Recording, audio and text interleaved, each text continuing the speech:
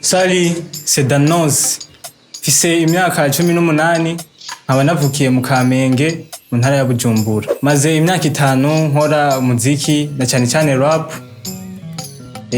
Mu muziki wanje ndizeye ko nzotera imbere nubwo ntari bwashikire ukurundi rwego. Ndibeteye ko mu minsi iri imbere Imana izonduza kuri escalier ikurikira. Umuziki wanje wa rap ni umuziki nizeyemo gutangiramo message ko bariko baranyumviriza, kandi nkongera nkatanga n'umunezero mariko baranyumviriza bari hampande yanje.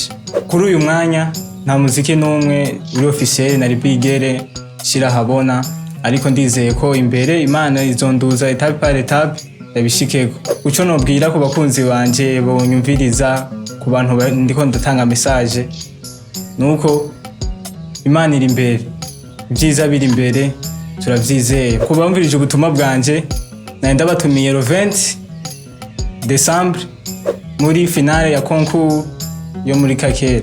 Merci.